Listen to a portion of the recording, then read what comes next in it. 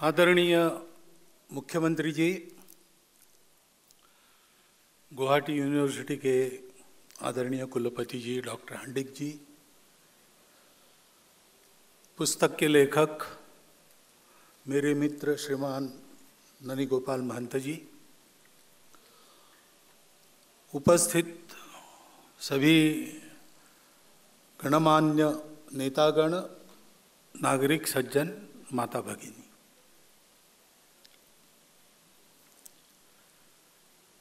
पुस्तक और उसके विषय के बारे में सारी बातें आ गई है।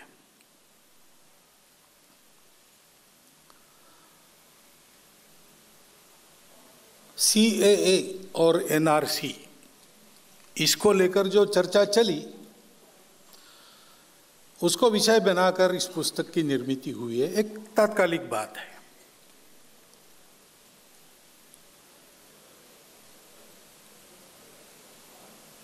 परंतु इस तात्कालिक बात के पीछे भी एक बड़ा चिंतन है। उसका विरोध होता है, उसके पीछे भी एक चिंतन है। इस कानून को लाया जाता है, उसका समर्थन होता है, उसके पीछे भी एक चिंतन है।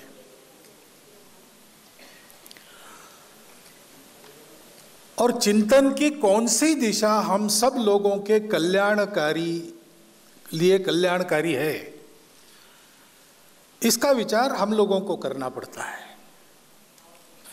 ऐसे प्रसंग मनुष्य जीवन में, दुनिया के जीवन में, अपने देश के जीवन में, अपने प्रदेश के जीवन में आते हैं, जाते हैं।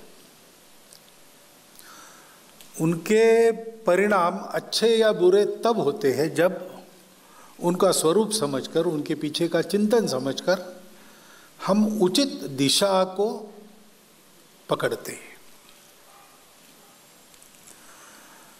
ऐसी पुस्तक ननी गोपाल जी लिखने जा रहे, ये उन्होंने पहले बता दिया था। ऐसी पुस्तक यानी इस पुस्तक में नरेशन क्या होगा, दिशा क्या होगी, ये नहीं बताया था। इस विषय पर वो लिखने वाले हैं, ऐसा उन्होंने मुझे लगभग 2-3 वर्ष पहले बताया था। और उन्होंने कहा था कि आप आइए उसके लिए। तो पुस्तक में क्या होगा इसका विचार किए बिना मैंने उनको हाँ कह दिया था। मुझे पता नहीं था इसमें क्या आने वाला है,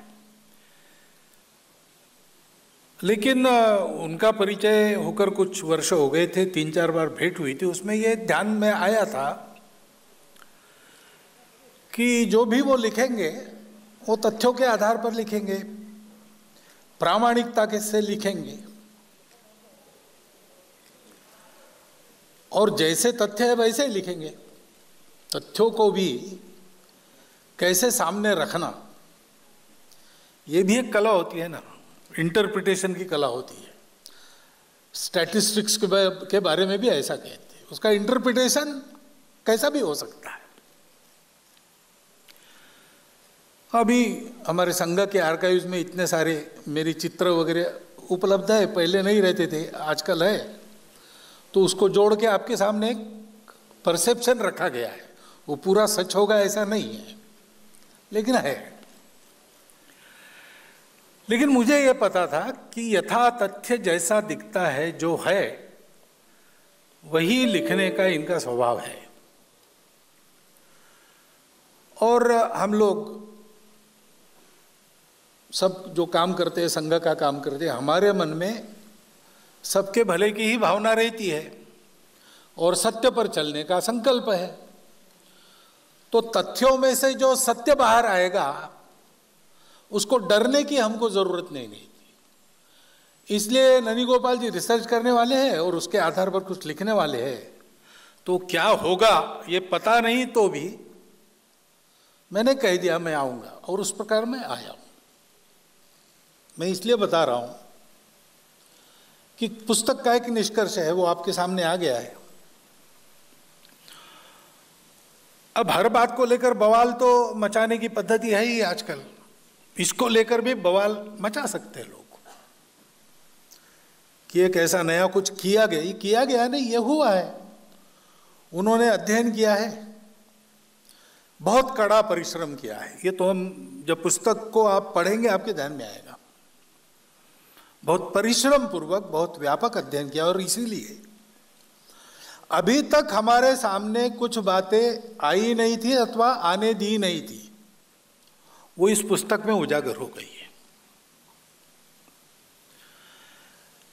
और इसलिए उस कड़े परिश्रम के पश्चात निर्भय वृत्ति से, निरपेक्ष वृत्ति से, तथ्यों पर आधारित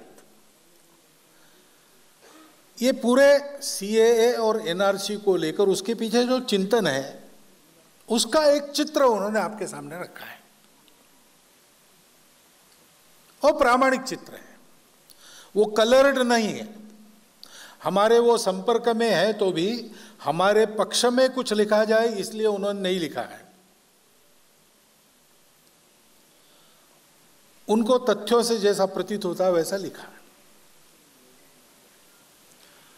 और इसलिए अब उस पुस्तक को देखने के बाद भी जैसा उस समय मैंने एक विश्वास से हाँ कहा था, उसी विश्वास से आज मैं कह सकता हूं कि हाँ, इस पुस्तक का मैं पुरस्कार करता हूं।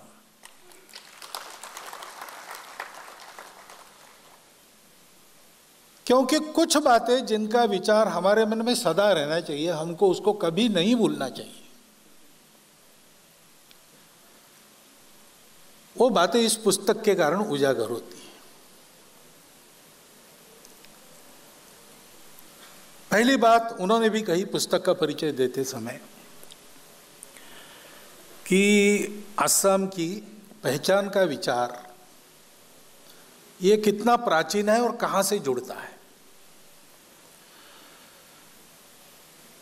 मैं ऐसा देखता हूं कि भारत की प्रत्येक भाषा, प्रांत आदि आदि जो कुछ विविधता है उसका इतिहास उस प्राचीन समय से जुड़ता ही है। तब कैसा था बिल्कुल वैसा आज नहीं होगा, लेकिन वहां से निकला, उसके कारण उत्पन्न हुआ, जिसको व्याकरण में शब्द है तद्भव, ऐसा तद्भव सब कुछ है भारत में।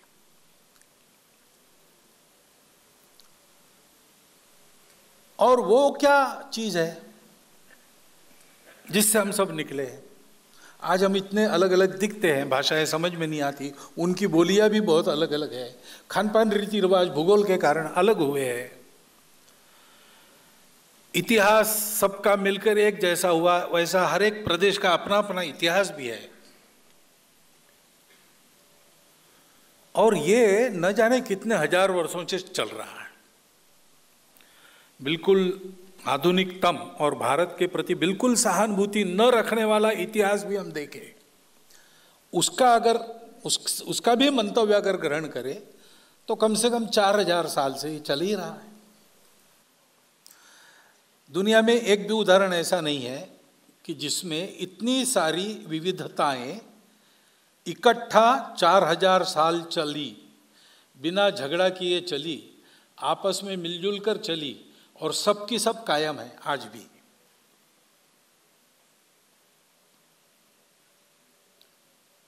ये केवल हमारे यहाँ हुआ है, क्योंकि बाकी दुनिया का विचार ही ऐसा है कि मिलजुल कर रहना है तो ये सारी बातें यूनिफॉर्म होनी पड़ेगी, यानी अलग अलग भाषा नहीं चलेगी, एक ही भाषा, अलग अलग खान पान रीति रिवाज नहीं चलेंगे, एक ही प्रकार के होने पड़े, अलग पूजाएं नहीं चलेंगी, एक ही पूजा होनी पड़ेगी। वो बताने से वो अच्छी बात है, मनवाने से वो अच्छी बात है, मारपीट के हो जाए अच्छी बात है, या फिर ऐसा अलगाव रखने वालों को समाप्त करके हो तो भी अच्छी बात है। ये चिंतन है। और इसलिए हम देखते हैं कि असम को भी हम देखें कि ये डर हमारे यहाँ पैदा कब हुआ कि हम माइनॉरिटी में जा रहे हैं, और माइनॉरिटी मेजॉरिटी की बात छोड़ दीजिए, हमारी सभ्यता, हमारी भाषा खत्म हो रही। तो ये कोई प्राचीन समय से नहीं है। अभी बताया कि महाभारत के समय से उल्लेख आता है, तो लोगों का आना जाना तो चला ही होगा। अब यहाँ महाभारत में अर्जुन के प्रवास का वृत्त मिलता है, यहाँ पर वैवाहिक संबंध भी उनके बने हैं, तो काफ़ी ये माइग्रेशन चला ही है अपने देश में पहले से है, घुलना मिलना भी हुआ, लेकिन ऐसा डर कभी पैदा नहीं हुआ कि दूसरों के आने से हम खत्म होंगे।